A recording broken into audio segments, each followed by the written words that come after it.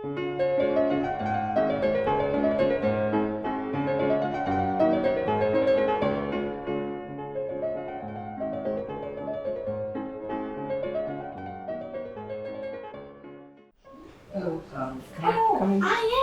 hello! How are you? What's your name?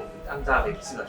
Dawid, hello, I'm Alexandra. Na drugi konkurs chopinowski na instrumentach historycznych wpłynęło ponad 80 zgłoszeń. Komisja kwalifikacyjna pierwotnie miała dopuścić 30 uczestników, ale okazało się, co też nas bardzo ucieszyło, że poziom jest niezwykle wysoki, więc ostatecznie do pierwszego etapu aż 35 osób zostało dopuszczonych.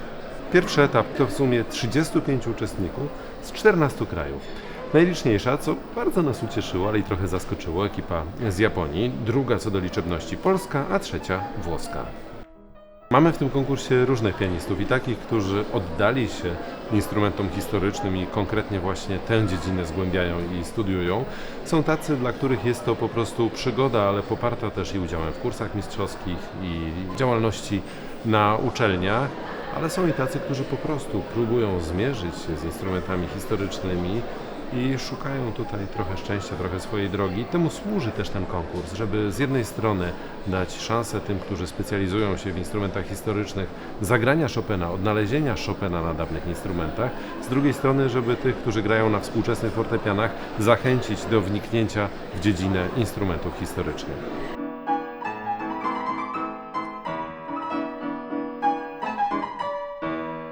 Actually, performing and practicing on period instruments are a huge role since I'm a kid.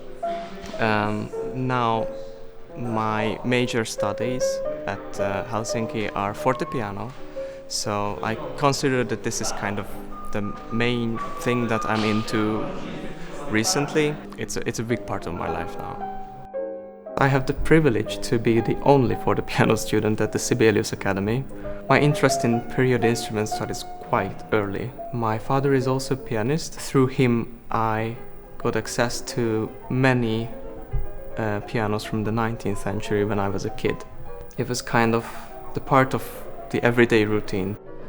Ladies and gentlemen, przywitajmy Dawid Silasi.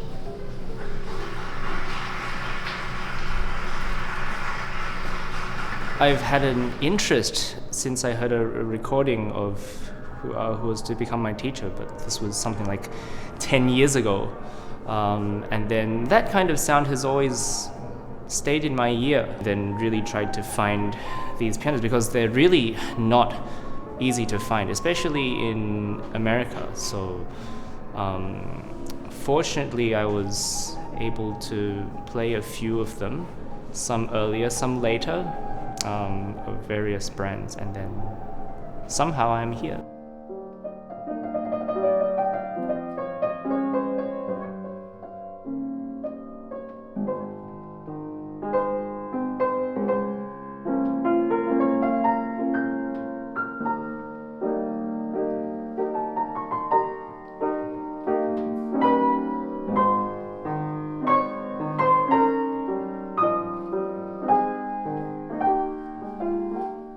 This has been a long-time interest of mine, and so I was thrilled to finally have the chance to, let's say, turn the hobby into something a little bit more defined with a clear goal.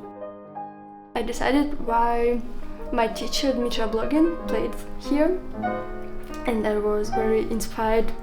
He told me that here was really good atmosphere and good instruments, and I thought that I need this experience too. I do play more fortepiano and harpsichord than the modern piano, but I do still have a degree on modern piano as well, so I would say I play the modern piano too. I remember my first time when I was playing a period piano. It was a Viennese Anonymous. The action was so light. I was both amazed and frightened by it.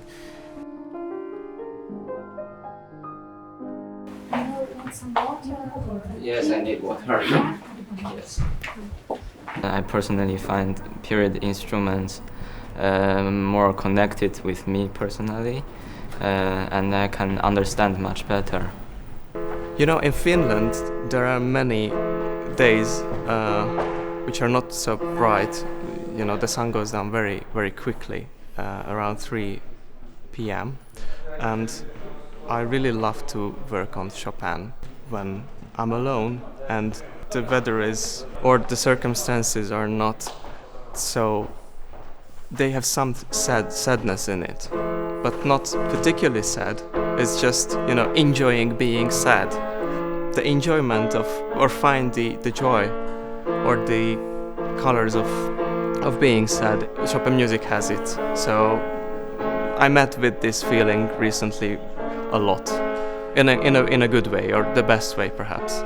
I think I would call Chopin now a friend. I think a good and important friend. For me, it was a beautiful opportunity to deepen my relationship to Chopin, because I had always known through reading, the letters, the testimony, the research that various scholars have done, that Chopin's relationship to his instruments through physical touch, through the kind of spontaneous approach to music making that he cultivated.